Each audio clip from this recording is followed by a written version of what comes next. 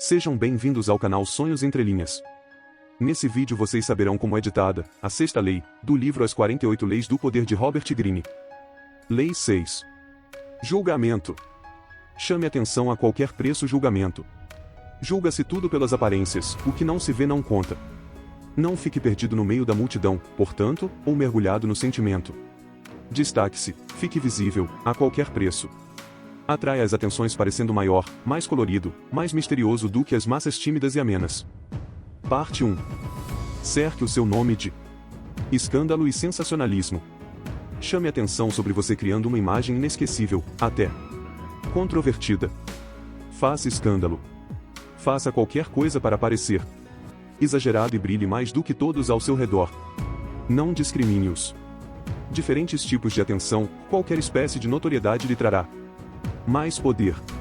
Que falem mal, mas falem de você. A lei observada. P. T. Barnum, o principal empresário de espetáculos teatrais da América.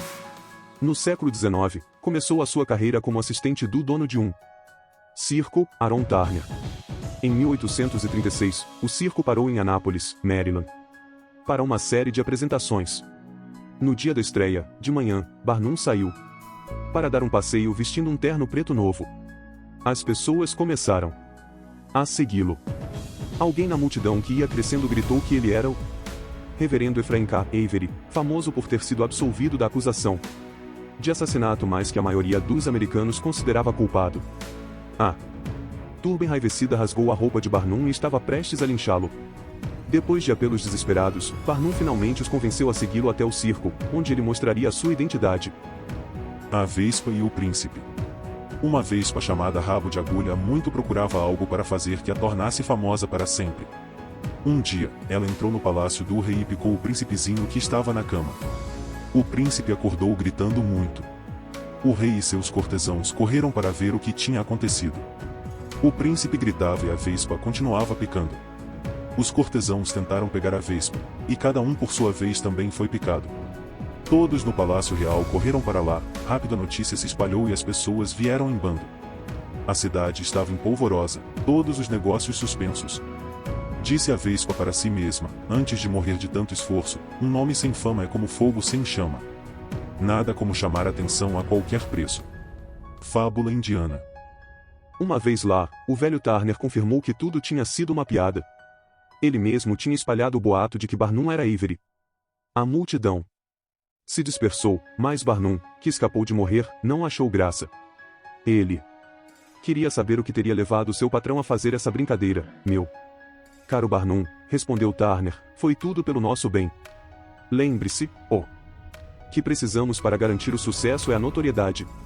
E, na verdade, todos na cidade estavam comentando a farsa, e o circo ficou abarrotado de gente naquela noite e em todas as outras que permaneceu em Anápolis. Barnum aprendeu uma lição para o resto da vida. A primeira grande aventura de Barnum sozinho foi o American Museu, uma coleção de excentricidades, localizada em Nova York. Um dia, um mendigo se aproximou de Barnum na rua. Em vez de dinheiro, Barnum resolveu lhe dar um emprego. Voltando com ele ao museu, deu ao homem 5 tijolos e lhe disse para percorrer devagar vários quarteirões.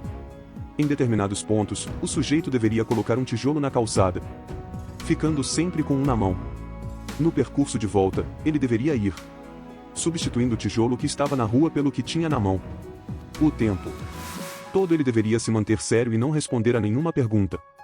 De volta ao museu, ele deveria entrar, dar uma volta lá dentro, depois sair pela porta de trás e refazer o mesmo circuito de distribuição de tijolos. Na primeira passagem do homem pelas ruas, várias pessoas observaram os seus movimentos misteriosos. Lá pelo quarto circuito, os observadores se aglomeraram ao redor dele, discutindo o que ele estava fazendo. Todas as vezes que ele entrava no museu era seguido por pessoas que compravam tickets de entrada para continuar observando. Muitos que se distraíam olhando as coleções do museu ficavam lá dentro. No final do primeiro dia, o homem dos tijolos tinha atraído mais de 1000 pessoas ao museu. Dias depois, a polícia mandou que ele parasse e desistisse das suas caminhadas, as multidões estavam impedindo o trânsito. A brincadeira dos tijolos parou, mas milhares de nova-iorquinos tinham entrado no museu, e muitos se converteram em fãs de P. T. Barnum. Mesmo quando ralham comigo, tenho a minha cota de fama. Pietro Aretino, 1492 a 1556. Barnum colocava uma banda de músicos num balcão que dava para a rua, sob um enorme estandarte dizendo música de graça para milhões. Que generosidade, pensavam os nova-iorquinos, ao se aglomerarem para ouvir os concertos gratuitos. Mas Barnum se esforçava para contratar os piores músicos que pudesse encontrar e, assim que a banda atacava, as pessoas se apressavam para comprar entradas para o museu, onde ficariam longe do barulho da banda e das vaias da multidão. Uma das primeiras curiosidades de Barnum a excursionar pelo país foi Joyce Ed, uma mulher que ele dizia ter 161 anos de idade e anunciava como uma escrava que tinha sido babá de George Washington. Depois de vários meses, as multidões começaram a encolher, então Barnum enviou uma carta anônima aos jornais dizendo que Ed era uma fraude. Joyce Ed, escreveu ele, não é um ser humano, mas um autômato, feito de barbatana de baleia, borracha e inúmeras molas. Quem ainda não tinha se interessado em vê-la ficou logo curioso, e os que já a tinham visto pagaram para vê-la de novo e descobrir se o boato era verdade ou não. O artista da corte. A obra apresentada voluntariamente a um príncipe estaria destinada a parecer especial de alguma forma. O próprio artista poderia também tentar atrair a atenção da corte com seu comportamento. No julgamento de Vasari, Sodoma era famoso tanto por suas excentricidades como por sua reputação de bom pintor. Como ao Papa Leão X agradavam esses indivíduos estranhos e levianos, ele nomeou Sodoma cavaleiro, fazendo com que o artista perdesse completamente a cabeça. Van Mander achou esquisito que os produtos das experiências de Cornelis Quetel com pinturas feitas com a boca e o pé fossem compradas por pessoas notáveis. Devido à sua estranheza, mas Quetel estava apenas acrescentando uma variação a experiências semelhantes de Tiziano, Hugo de Carpi e Palma Giovanni, que, segundo Bocchini, pintaram com os dedos porque desejavam imitar o método usado pelo Supremo Criador. Van Mander relata que Gossart chamou a atenção do imperador Carlos V ao usar uma fantástica roupa de papel. Ao fazer isso ele estava adotando as táticas usadas por Dinocrates, que, para ter acesso a Alexandre, o Grande, dizem que apareceu disfarçado de Hércules nu quando o monarca estava sendo julgado. The Court Artist, Martin Vark, 1993.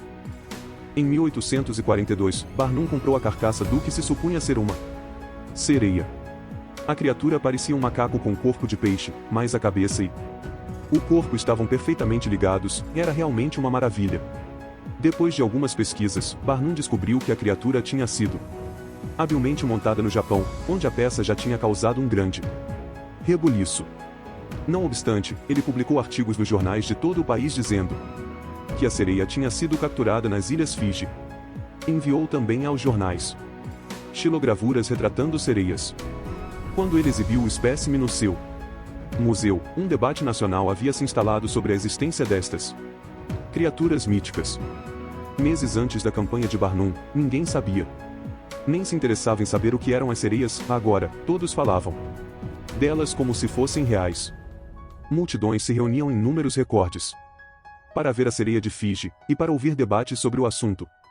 Poucos anos depois, Barnum excursionou pela Europa com o general Pequeno Polegar, um anão de 5 anos de idade, de Connecticut, que Barnum dizia ser um menino inglês de 11 anos e que ele tinha treinado para fazer coisas notáveis. Nesta turnê, o nome de Barnum chamou tamanha atenção que a rainha Vitória, modelo de sobriedade, requisitou uma audiência privada com ele e o seu talentoso anão no palácio de Buckingham. A imprensa inglesa pode ter ridicularizado Barnum, mas Vitória se divertiu regiamente com ele, e depois disso ele nunca deixou de respeitá-la. Interpretação. Barnum compreendeu a verdade fundamental de como chamar atenção.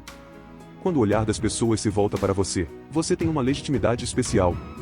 Para Barnum, despertar interesse significava despertar uma multidão, como ele escreveu mais tarde, toda multidão tem um raio de esperança. E as multidões tendem a agir em conjunto. Se uma pessoa interrompe o que está fazendo para ver o seu mendigo colocando tijolos na rua, outras farão o mesmo. Elas se juntam como chumaços de poeira.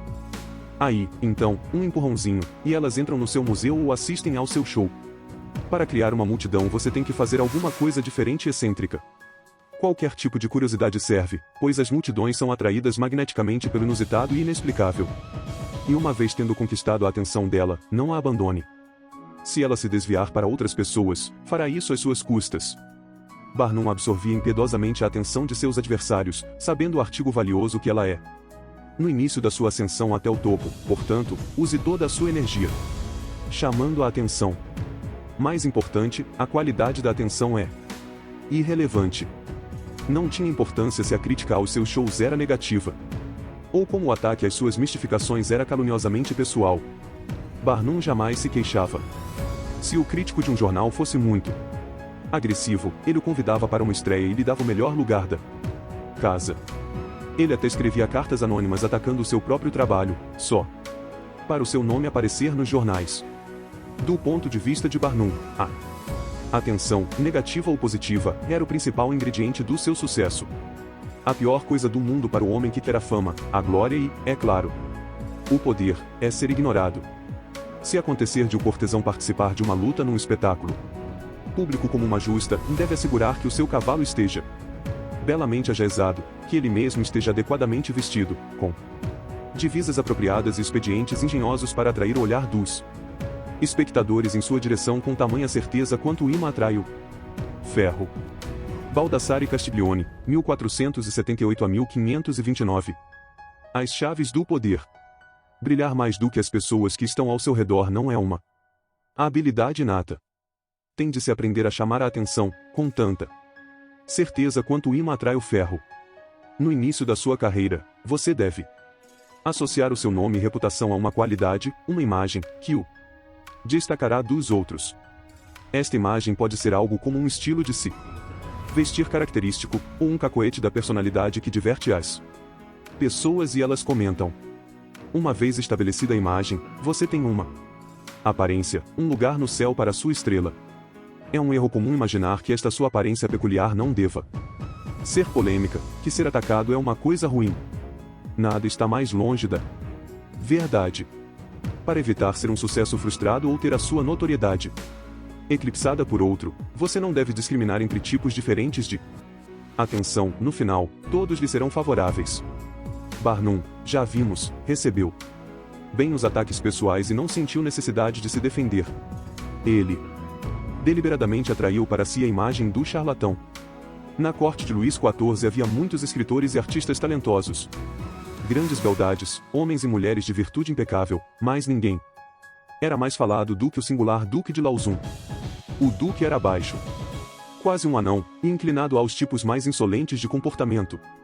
Dormia com a amante do rei, e insultava abertamente não só os outros cortesãos como o próprio rei. Luís, entretanto, se divertia tanto com as excentricidades do duque que não suportava as suas ausências da corte. Era simples, a estranheza da personalidade do duque chamava a atenção. Uma vez enfeitiçados por ele, queriam-no por perto a qualquer custo.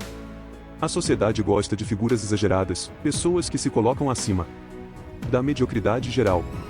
Não tenha medo, portanto, das qualidades que o tornam diferente dos outros e chamam a atenção para você. Corteje a controvérsia, até o escândalo. É melhor ser atacado, até caluniado, do que permanecer ignorado. Todas as profissões obedecem a esta lei, e todos os profissionais devem ter um pouco de exibicionista. O grande cientista Thomas Edison sabia que para conseguir dinheiro, tinha de permanecer visível ao público a qualquer custo. Quase tão importante quanto as próprias invenções era a forma como ele as apresentava ao público e chamava a atenção. Edison projetava experiências visualmente estonteantes para exibir suas descobertas com a eletricidade. Falava de futuras invenções que pareciam fantásticas na época, robôs e máquinas que poderiam fotografar o pensamento, nas quais ele não tinha nenhuma intenção de gastar a sua energia, mas que fazia o público falar dele. Ele fazia tudo para conseguir mais atenção do que o seu grande rival, Nikola Tesla, que na verdade talvez fosse mais brilhante porém cujo nome era bem menos conhecido. Em 1915, espalhou-se o boato de que Edison e Tesla naquele ano dividiriam o Prêmio Nobel de Física. O prêmio acabou indo para um par de físicos ingleses, só mais tarde se descobriu que a comissão julgadora tinha realmente procurado Edison, mas ele recusou, não querendo compartilhar o prêmio com Tesla. Nessa época sua fama estava mais garantida do que a de Tesla, e ele achou melhor recusar a honra do que permitir que o seu rival recebesse a atenção que os dois teriam igualmente se dividissem o prêmio. Se você se encontrar numa posição inferior, com pouca oportunidade de chamar atenção, um truque que funciona é atacar a pessoa mais visível, a mais famosa, a mais poderosa que encontrar. Quando Pietro Aretino jovem criado doméstico romano do início do século XVI, quis chamar atenção como versejador, decidiu publicar uma série de poemas satíricos ridicularizando o Papa e o seu afeto por um elefante domesticado. O ataque tornou o aretino conhecido imediatamente. Um ataque difamador a uma pessoa em posição de poder teria um efeito semelhante. Lembre-se, entretanto, de usar essas táticas raramente depois de chamar a atenção do público, para não desgastá-la. Uma vez em evidência, você deve sempre renovar, adaptar e variar seu método de chamar a atenção. De outra forma, o público se cansa, se acostuma com você e volta os olhos para uma nova estrela. O jogo requer constante vigilância e criatividade. Pablo Picasso jamais se deixava misturar com o pano de fundo. Se o seu nome se tornava associado demais a um determinado estilo, ele deliberadamente confundia o público com uma nova série de quadros, contrariando todas as expectativas. Melhor criar algo feio e perturbador, acreditava ele, do que deixar que os espectadores se acostumassem demais com o trabalho dele. Compreenda. As pessoas se sentem superiores àquelas cujas ações elas são capazes de prever. Se você lhes mostrar quem está no controle jogando contra as suas expectativas, ao mesmo tempo infunde respeito e retesa os fios da atenção que estão escapulindo. Imagem em luzes da ribalta. O ator que se coloca sob as luzes dos refletores acentua sua presença. Todos os olhos estão sobre ele. Só há espaço para um ator de cada vez sob esse estreito raio luminoso. Faça o que for necessário para ficar em foco. Mova-se com gestos tão amplos, divertidos, escandalosos que a luz continue sobre você, enquanto os outros atores ficam na sombra. A autoridade, ostente seja visto. O que não é visto é como se não existisse. Foi a luz que deu brilho a toda a criação. A exibição preenche muitos espaços vazios, encobre deficiências, e faz tudo renascer, especialmente se apoiada pelo mérito autêntico. Baltazar Gracian, 1601 a 1658. Parte 2. Cria um ar de mistério. Em um mundo cada vez mais banal e familiar, o que parece enigmático chama logo a atenção. Nunca deixe claro demais o que você está fazendo ou vai fazer. Não revele todas as suas cartas. Um ar de mistério acentua sua presença, também cria expectativa, todos estarão olhando para ver o que acontecerá em seguida. Use o mistério para enganar, seduzir, até assustar.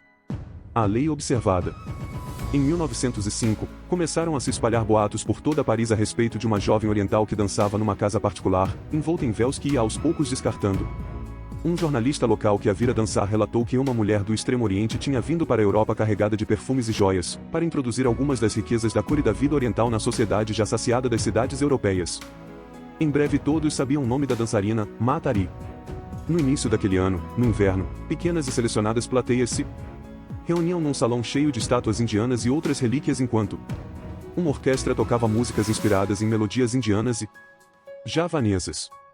Depois de manter todos aguardando e imaginando o que ia acontecer, Matari aparecia de repente, numa roupa estonteante, um corpete de algodão branco coberto de joias de estilo indiano, tiras revestidas de joias na cintura sustentando um sarong que revelava tanto quanto escondia braceletes nos braços.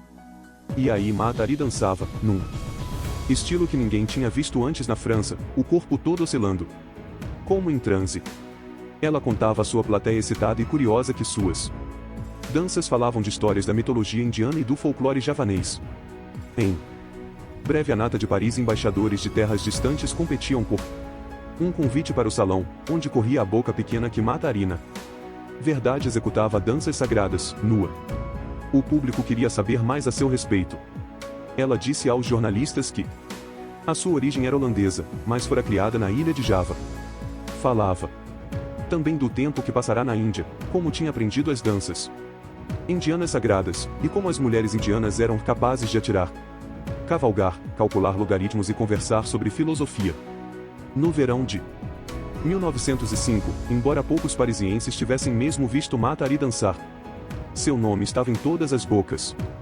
Como Matari continuava dando entrevistas, a história das suas origens estava sempre mudando. Ela tinha sido criada na Índia, sua avó materna era filha de uma princesa javanesa, ela tinha vivido na ilha de Sumatra onde se distraía cavalgando, de arma na mão, e arriscando a vida.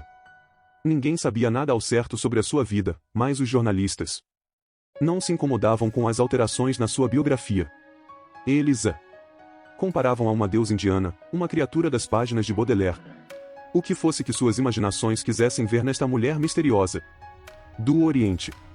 Em agosto de 1905, Mata-Hari se apresentou pela primeira vez em público. As multidões que afluíram para vê-la na noite de estreia provocaram um tumulto. Ela agora era uma figura venerada, gerando muitas imitações. Um crítico escreveu: Mata-Hari personifica toda a poesia da Índia, o seu misticismo, a sua voluptuosidade, o seu encanto hipnotizante. Outro observou: se a Índia possui tais tesouros inesperados, então os franceses emigrarão para as margens do Ganges. Em breve a fama de Mata-Hari e de suas danças indianas sagradas se alastrou para fora de Paris. Ela era convidada para ir a Berlim, Viena, Milão. Durante os anos seguintes ela se apresentou por toda a Europa. Misturou-se com os círculos mais altos da sociedade, e ganhou uma renda que lhe deu uma independência que poucas mulheres tinham naquela época. Então, quase no fim da Primeira Guerra Mundial, ela foi presa na França, julgada, condenada e finalmente executada como espiã alemã. Somente durante o julgamento a verdade veio à tona: Mata-Hari não era de Java ou da Índia, não crescerá no Oriente, não tinha uma só gota de sangue oriental nas veias. Seu nome verdadeiro era Margaretha Zelle, e viera do norte, da apática província de Friesland, na Holanda. Interpretação: quando Margaretha Zelle chegou a Paris, em 1904, tinha meio franco no bolso. Era uma das milhares de jovens bonitas que vinham em bando todos os anos, aceitando trabalhar como modelos para os artistas, dançarinas de cabarés ou atrizes de espetáculos de vaudeville no Folies Bergère. Em poucos anos, eram inevitavelmente substituídas por outras mais jovens e quase sempre acabavam nas ruas, prostituindo-se, ou voltavam para a cidade de onde tinham vindo, mais velhas e castigadas. A ambição de Zelle era maior. Ela não tinha experiência como dançarina e jamais se apresentará num teatro, mas quando menina tinha viajado com a família e assistido a danças locais em Java e Sumatra.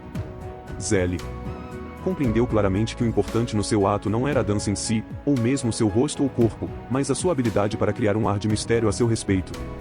O mistério que ela criou não estava apenas na sua dança, ou nas suas roupas, ou nas histórias que contaria, ou nas suas infindáveis mentiras sobre suas origens, estava numa atmosfera que envolvia tudo o que ela fazia. Não havia nada que se pudesse dizer com certeza sobre ela, e estava sempre mudando, sempre surpreendendo a sua plateia com novas roupas, novas danças, novas histórias. Este ar de mistério deixava o público sempre querendo saber mais, sempre imaginando qual seria o seu próximo movimento. Mata-Hari não era mais bonita do que muitas das outras jovens que iam para Paris, e não era particularmente uma boa dançarina. O que a distinguia da massa, o que atraía e segurava a atenção do público e a fez famosa e rica, foi o seu mistério. As pessoas se enfeitiçam com o mistério, porque ele convida a constantes interpretações, elas nunca se cansam. O que é misterioso não pode ser compreendido. E o que não se pode agarrar e consumir cria poder. As chaves do poder. No passado, o mundo estava cheio de coisas aterrorizantes e desconhecidas, doenças, desastres, déspotas caprichosos, o próprio mistério da morte. O que não podíamos compreender, reimaginávamos na forma de mitos e espíritos. Com o passar dos séculos, todavia, conseguimos, por meio da ciência e da razão, dar luz à escuridão. O que era misterioso e proibido se tornou familiar e confortável. Mas esta luz tem um preço, num mundo cada vez mais banal, sem mais espaço para os seus mistérios e mitos. Nós intimamente ansiamos por enigmas, pessoas ou coisas que não possam ser instantaneamente interpretadas, compreendidas, consumidas. Este é o poder do misterioso, ele convida a várias interpretações, excita a nossa imaginação, nos seduz a acreditar que esconde algo maravilhoso. O mundo se tornou tão familiar, e seus habitantes tão previsíveis, que aquilo que estiver envolto em mistério quase sempre atrai a luz dos refletores e nos faz olhar. Não imagine que para criar um ar de mistério você tenha de ser magnífico e espantoso. O mistério que está entremeado no seu comportamento diário, e é sutil, tem esse poder de fascinar e atrair a atenção. Lembre-se, as pessoas, em sua maioria, são francas, são como um livro aberto, raras se preocupam em controlar suas palavras ou imagem, e são irremediavelmente previsíveis. Contendo-se apenas, ficando em Silêncio, pronunciando de vez em quando frases ambíguas, aparentando deliberadamente incoerência e sutil excentricidade, você emanará uma aura de mistério. E as pessoas ao redor, tentando constantemente interpretar você, ampliarão essa aura. Artistas e charlatões compreendem o elo vital entre ser misterioso e atrair o interesse. O conde Vitor Lustig, aristocrata escroque, sabia muito bem fazer esse jogo. Estava sempre fazendo coisas diferentes, ou que pareciam não ter sentido. Apresentava-se nos melhores hotéis numa limusine dirigida por um motorista japonês, e ninguém tinha visto um motorista japonês antes, portanto isto parecia exótico e diferente. Lustig vestia-se com roupas muito caras, mas sempre com alguma coisa fora de propósito, uma medalha, uma flor, uma braçadeira, pelo menos em termos convencionais. Isto não era visto como deselegância, mas como um toque excêntrico e intrigante. Nos hotéis ele era visto recebendo telegramas a toda hora, um após outro, que o seu motorista japonês vinha lhe trazer, telegramas que ele rasgava com o maior descaso. De fato, eram falsos, totalmente em branco. Ele se sentava sozinho na sala de jantar, lendo um livro grande e impressionante, sorria para as pessoas, mas continuava distraído.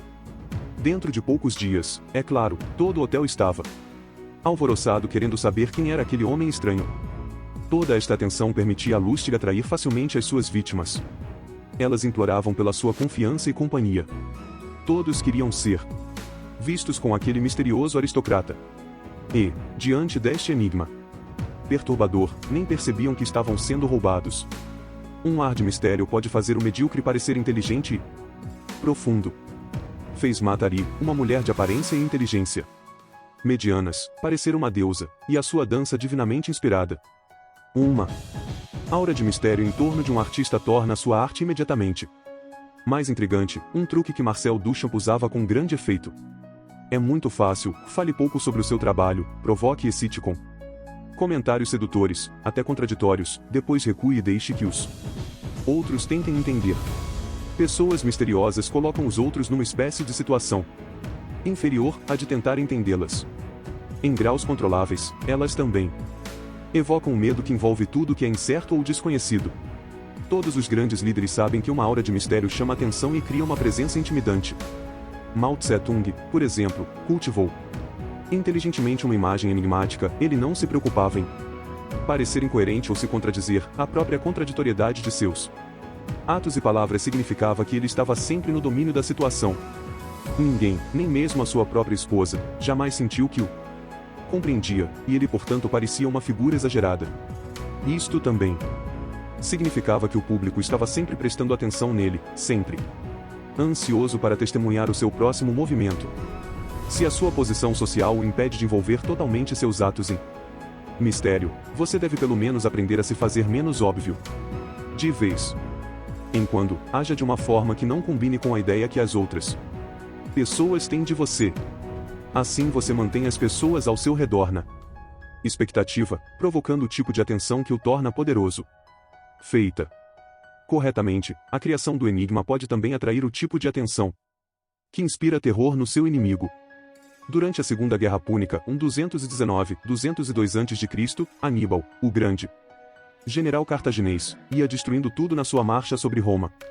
Aníbal era conhecido por sua esperteza e duplicidade. Sob a sua liderança, o exército cartaginês, embora menor do que o de Roma, vinha constantemente vencendo em estratégia e habilidade. Numa ocasião, entretanto, as sentinelas avançadas de Aníbal cometeram um engano terrível, levando suas tropas para um terreno pantanoso com o mar na retaguarda.